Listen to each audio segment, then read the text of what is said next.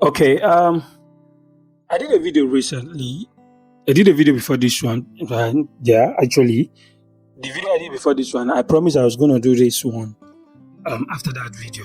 And that's the essence of the reason why this particular video is coming up. Because it's more or less like what I promised I was going to do to explain what happened from the conclusion of that video in this particular one. So before I dive right into the video, again, thank you for stopping by. If you are my OG, talking of old subscriber, I appreciate all what you guys been doing for me. But those have actually been sending me message and saying hello to me one way or the other when they pop on me here in Malta. But if I see my face for the very first time, let me use this medium to say welcome to my channel.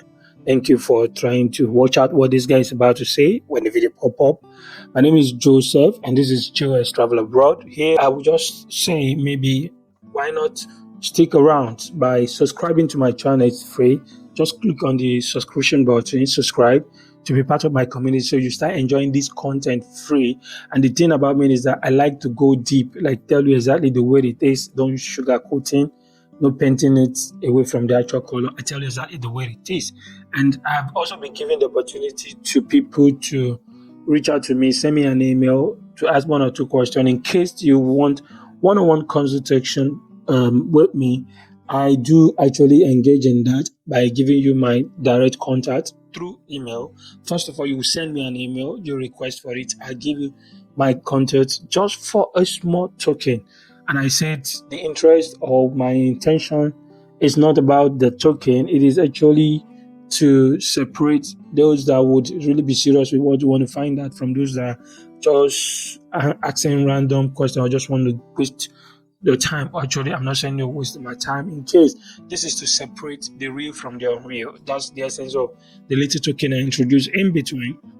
Going straight to this video, what the essence of the video is all about, I decided to just share some things with you, which more like a continuation from the previous video. What I was talking about was that I got a job, how I got my first job, is actually my first job. Then along the line, a few months later, I quit that job where I explained that I quit the job where we were trying to submit or apply for the actual secondary permit, which is a document you will need as a student to work in Malta here. Please make sure any employer that employed you here in Malta actually register you with Jobplus. It's the agency responsible in overseeing the activities of employee in general, both the full-time and student. And they make sure everybody comply with the government rules. If you're going to work in Malta, you must be registered with this Jobplus, either as a full-time or part-time. Then they will state, the company will state whatever the things that are mentioned as the required document to present to be registered. So you'll be given either a full-time permit to work the full-time or a secondary permit to work as a part-time. These are, mind you, on take note, these are for maybe third country nationals that are not EU citizen or permanent residents of EU. But once you become a permanent resident of EU or even a permanent resident in Malta, you do not need this. You don't need to go through all this process. You don't need this documenting, as the jobs are mostly for citizens of Malta or permanent residents of Malta or citizens and permanent residents of other European countries. These are what the first categories that had to be considered before they switch or push them to TCN, third country nationals. And so these are the people that need to go through the process of applying for permits to work and all those stuff. All right. So whenever an employer is employing you as a TCN, make sure the employer submits an application for you with Jobplus to be registered as a secondary permit holder. That gives you that right or leverage as a student to do the part-time work. All right. And there's also benefits in that. Whenever an employer applied for you and you got that permit approved from Jobplus, the thing is, Jobplus is actually indirectly protecting you from that employer. If there is a reason for you not to go to job due to sick or you're really sick or sick leave, I should not be saying something that I'm 100% sure, but I have some clear knowledge about it. That employer would not actually stop the payment. Well, we may be paying you because it's official sick leave. And there's this little token I think that comes from Jobplus Weekly. as a part-time student because you're registered with Jobplus, so you also get those benefits. And someone also brought to my notice and make me understand that once you're registered with Jobless, Jobless will open a portal for you to have access to learning Maltese language free of charge. In case, so why? Because these are the things you will need when you approach the permanent resident stage. After 5 years of staying in Malta and you want to apply, at least you need to do the basic a language test to get it. These are the things you add to the other requirements to apply for the permanent resident permit. So all these are just to help you have the knowledge of what happens and what not happen. Now, why I have to say these stories, tell you about job loss, tell you about all these benefits of job loss, whatever, is to make you understand when I start relating them to my own experience, why I became jobless for some weeks, so you would know where I'm coming from. Okay, when I stopped that videos, I talked about that I had to quit my job. Telling the employer since they couldn't actually register me then.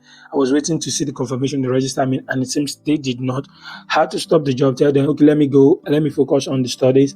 Maybe after my diploma around November, I will come back to them and ask them to apply for full-time work permit for me. But what actually happened in between was that I did, if you've watched my previous videos, you will know. If I can quickly do a recap, I actually, when I got to Malta, I did a security training for 2 days. I got certified. I have the certificate. This, what led to why I had to do it was because I came from a security kind of background. Okay, let me rephrase it properly.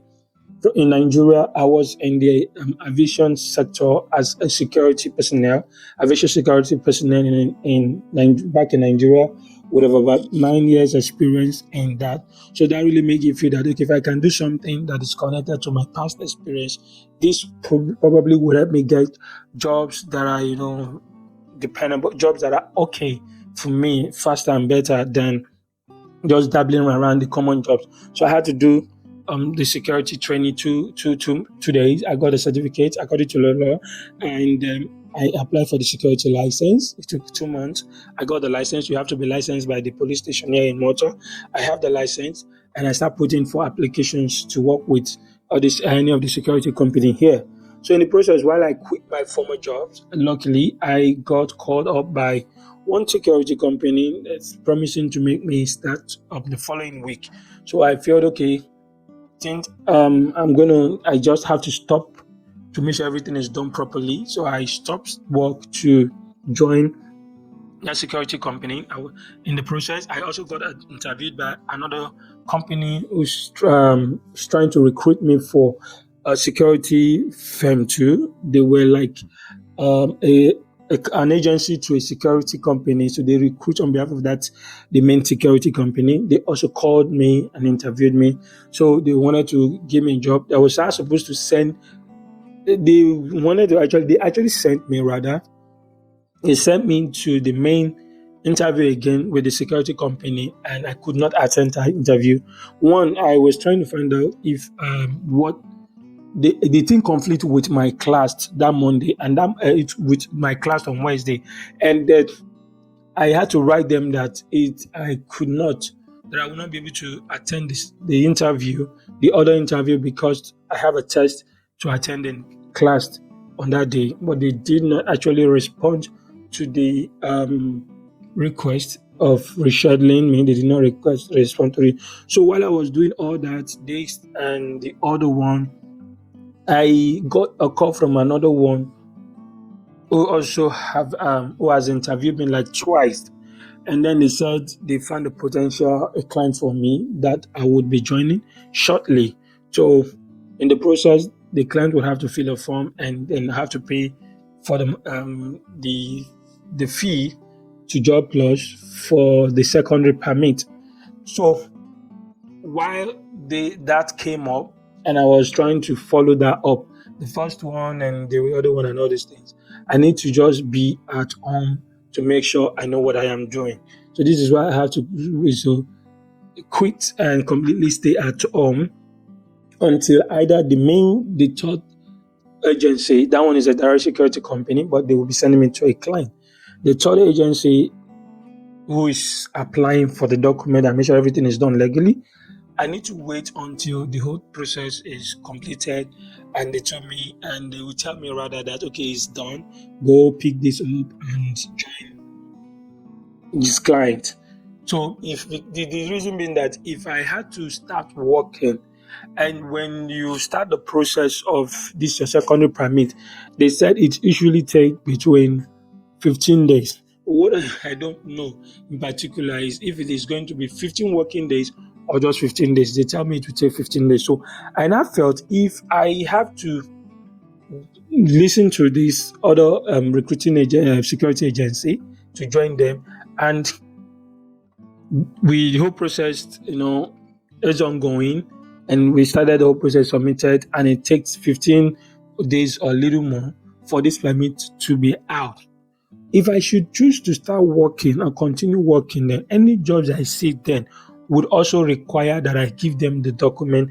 If this job is a job that comply with the rules, that don't want any trouble with the government, they would definitely request that you give them all the necessary documents for them to also apply for a secondary permit for you. So it will be as if you are kind of irresponsible or not a serious person. If you already agree with one that okay, I'll forward all the document to you to start a process of a submission, and then you decide to say, okay, let me work for a while, pending when let me work for a while, pending when this one is out and all those stuff. Then if I should start working, this one request for this thing, what will I do? Will I start dodging them that I cannot give you the document because I am planning to give it to this other one, or I've given it to this other one and they started the process already? How will I do that work? Or I just deceive them online and work for like few weeks, then I quit again and then go and join this other person. There is every tendency for them not to pay me because I didn't complete a month, and there's every tendency for them not to pay me because I have not been, open or straightforward with them. So I should be able to know what I'm doing. I should think straight. I should be ready to face any consequence of any decisions or actions I am going to take.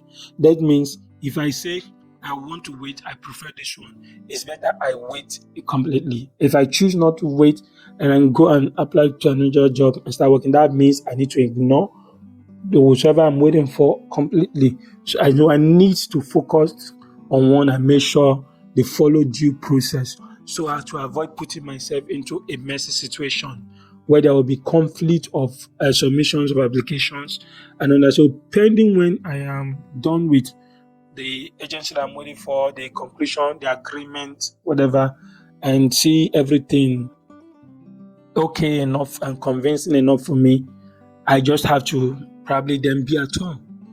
So this is the main reason I have been at home for a couple of days, like a week plus now. This is why I've been at home. So this is the thing that's led to why I became jobless.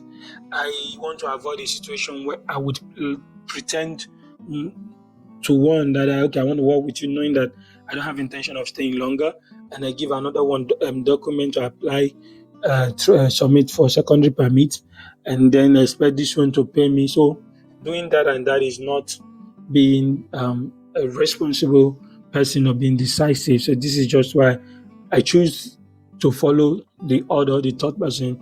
Then let me see the outcome till the end. If it doesn't pay me, then I know okay, I waited, I give you guys this, I stayed almost 3 weeks, and this is it. So that no, but by the special grace of God, it's going to turn out a positive, response, a positive feedback. Is going to be a good, positive thing in the end, by the grace. So this is why I have this experience of being jobless for at least for some weeks in Malta.